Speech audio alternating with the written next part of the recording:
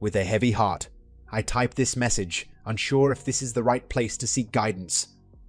My situation feels so vastly different from those around me, and I am filled with desperation. It's been 25 years since my wife and I first fell in love, and 19 of those have been spent as husband and wife. We were high school sweethearts, two young souls bound by an unbreakable connection. Over the years, we were blessed with two incredible children, our daughter and son. I always believed that our marriage was built on a solid foundation, one that could weather any storm. But now, faced with the harsh reality of our crumbling relationship, I realized just how naive and wrong I was. The shattered pieces of what once was linger in my mind, a constant reminder of all that has been lost. Throughout our adult lives, my wife has dedicated herself to being a stay-at-home mom, a decision we both agreed was best for our family. After our kids left for college, however, she began to feel restless and lost in the empty nest syndrome. She confided in me that she felt unfulfilled and had lost sight of her own identity. I desperately tried to suggest new hobbies we could do together, places we could travel to, or even adopting puppies as a way to fill the void. At first, she seemed enthusiastic about these ideas, but soon expressed a desire to do more than just coast through life. I understood her need for purpose and growth, and was eager to support her. It didn't surprise me that she struggled with staying still. She's always been one to constantly be on the move and embrace new challenges. After complaining to a few friends about her lack of career opportunities, one of them managed to secure an interview for her at a prestigious real estate firm. I was just as excited as she was when she accepted the job. In the beginning, everything seemed perfect. She was thriving in her new role, and we were both proud of her success. But after the first year, I started to notice some changes in her behavior. She began going out for drinks with her coworkers, texting more frequently at home, and even late into the night. Her wardrobe also underwent a subtle transformation, opting for more suggestive clothing that accentuated her figure in ways she never had before. However, what truly raised my suspicions was when I accidentally saw a message from a male colleague on her phone. The contents of the message were highly inappropriate and flirtatious. When I confronted her about it, she seemed shaken but assured me he was just a friend and that she would talk to him about his behavior. Wanting to trust my wife and not be controlling or paranoid, I chose to believe her and let it go, a decision I regret now. As time passed, her actions became increasingly erratic. She spoke of wanting more spontaneity in life and even took up smoking weed. I couldn't help but make jokes about her seeming to relive the college lifestyle of our children. I gently suggested she slow down, but one night, after another evening of going out and drinking, she dropped a bombshell on me. In a slurred state, she mentioned that perhaps I was holding her back and dulling her shine. It was like a punch to the gut. I had never considered that I may be hindering her in some way. Feeling blindsided, I did everything in my power to improve our marriage. I booked counseling sessions and went to couples retreats, but it all seemed to lead nowhere and only furthered the divide between us. Suddenly, like a bolt of lightning from the clear blue sky, my wife's strange behavior came to an abrupt halt. She sat me down and apologized for her actions, admitting that she had felt lost and disconnected from herself. But at that moment, looking around at our home and family, she realized what she had and didn't want to lose it. Without hesitation, she resigned from her job, and we began marriage counseling together. At first, it was a challenge, but as time went on, our relationship grew stronger than ever before. My wife became more attentive, initiating intimacy and showering me with affection constantly. However, there was one issue that continued to bother me. Her relationship with our daughter seemed to be declining rapidly. Every time I brought it up, my wife would brush it off as a phase or a normal part of being a woman, and foolishly, I believed her every time. But during this period, something miraculous happened. My own relationship with my daughter flourished. She started calling me more often and meeting me for coffee or lunch during the week. On special occasions, she even surprised me with gifts like t-shirts or small trinkets. Though I insisted they were necessary, I could tell she had something on her mind each time she gave me one, but held back from speaking up. The evening was like any other until tragedy struck. My wife had gone out to do some grocery shopping and was returning home when a drunk driver careened into her car, shattering our lives in an instant. The once vibrant and active woman I married was now bound to a wheelchair, her legs rendered useless by the accident. As days turned into weeks and months, things went from bad to worse as she struggled with her new reality. In moments of despair, she would suggest that I sleep with other women, unable to give me what she felt I deserved. But my love for her was unwavering, and I would gently remind her that I was here to stay no matter what our circumstances may be. These conversations often ended in tears as she questioned why someone like me would choose to stay with someone like her. And every time, I would simply hold her close and tell her that it was because I loved her unconditionally, regardless of our situation. Through her tears and struggles with depression, I remained by her side, doing my best to support and care for her in any way possible. As the day progressed, we eventually made our way to the doctor's office for our long-awaited medical checkups. The sterile smell of disinfectant filled the air as we nervously sat in the waiting room, anticipating our turn. Finally, the doctor called us into his office and delivered the shocking news. They had discovered a mass in my wife's throat that was abnormally large. The word cancer hung heavy in the air as he explained that a biopsy would need to be done to confirm their suspicions. My initial reaction was one of utter shock, but my wife's response was unexpected. She simply laughed. At first, it was a small chuckle, but it quickly turned into hysterical laughter as she mumbled about this being her punishment. I managed to calm her down, but she requested something unexpected before the biopsy, a family dinner. Without hesitation, I agreed, and we gathered our children and immediate family for a night of togetherness. In my speech, I praised my wife as the light of my life and promised that we would get through this together. However, as I looked at my daughter's discomfort throughout the evening, I couldn't help but wonder if it was because of what was going on with her mother. As the sun set on the horizon, my phone rang and I saw it was my daughter calling. Her voice sounded different, slurred and shaky, and I could tell she had been drinking. My heart clenched with worry as she begged me not to hate her.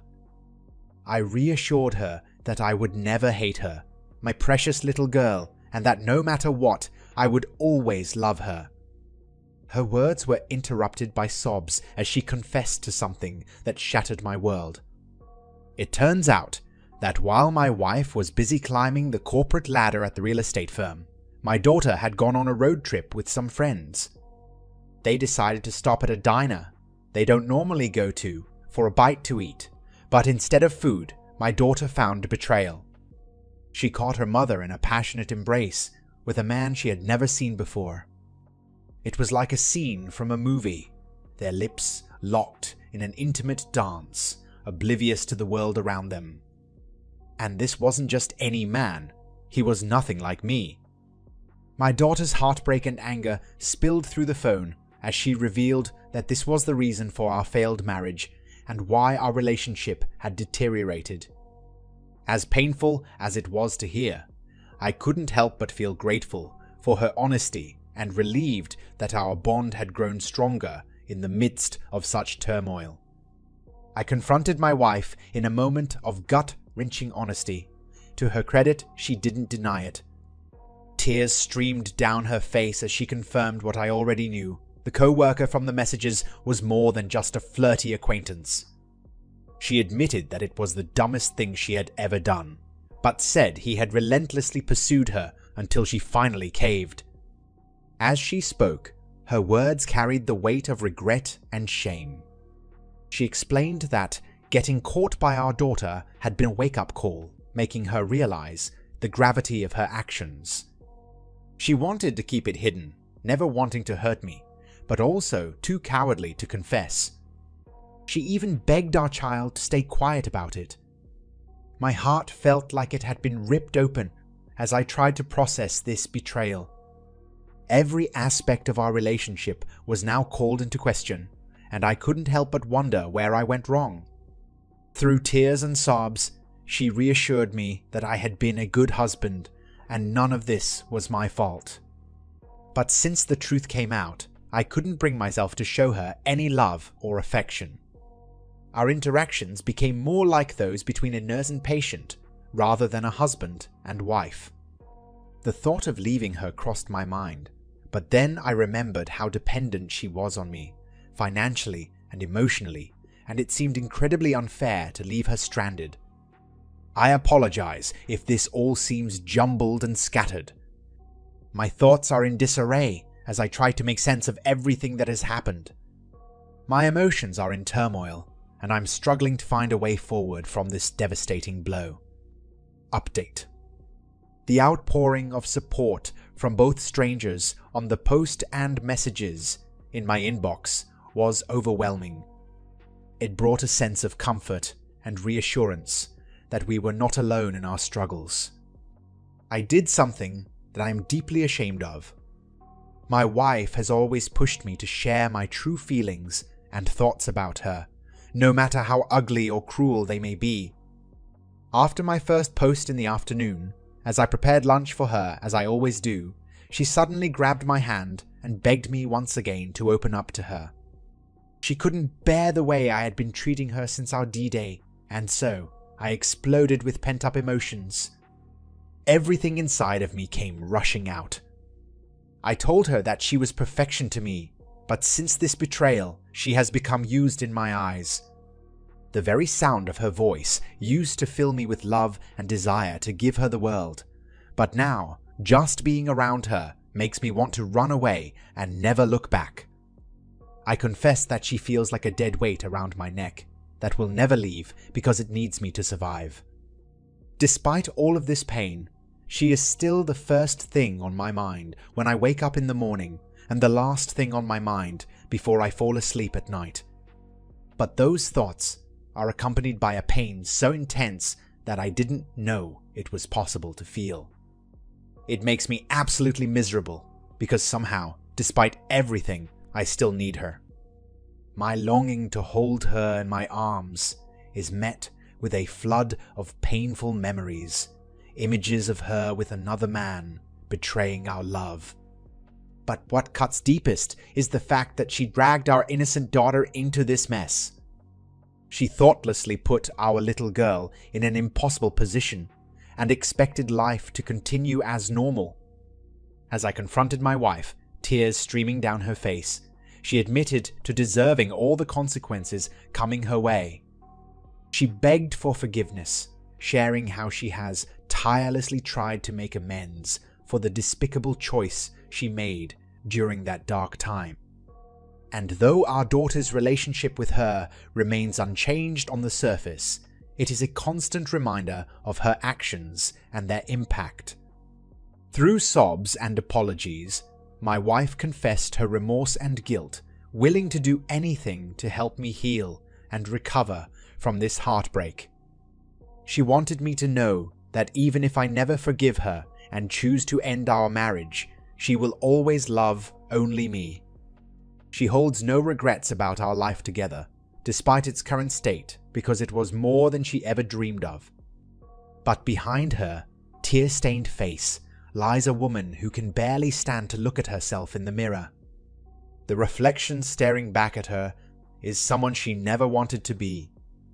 She vows to never let herself become that person again. As I look at her, I can see the self-loathing in her eyes for what she has done. My feelings are in turmoil.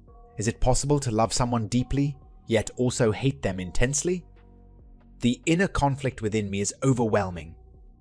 I know I need to address this, so I have booked therapy for my wife and myself. There is so much I want to say to her, but I fear losing control and saying things that may cause irreparable damage. Speaking in a controlled environment seems like the best option. But there's another urge consuming me, to speak with the man who came between us. It may seem futile after all these years, but I feel an intense need to do so for my own peace of mind. Who was this audacious individual who dared to intrude on a sacred bond between husband and wife? Perhaps during our therapy session, I will ask for his information. I am grateful for all of your support and guidance during this difficult time. Thank you all once again from the bottom of my heart. That's it for today's episode, but the conversation doesn't end here. What we've uncovered together is more than just a story. It's a reflection on the resilience and complexity of human relationships. As you reflect on this tale, think about the roles we play, the choices we make, and how they shape our lives and those around us. If this story struck a chord, or if you have insights or experiences of your own to share, I'd love to hear from you. Drop a comment below, share this video, and let's keep this important discussion going. Remember, each story shared is a step towards understanding the intricate dance of love and commitment. Thank you for joining me on this emotional journey. Subscribe for more heartfelt stories and insights. And until next time, keep seeking the truth in the stories we share. Goodbye for now, and take care.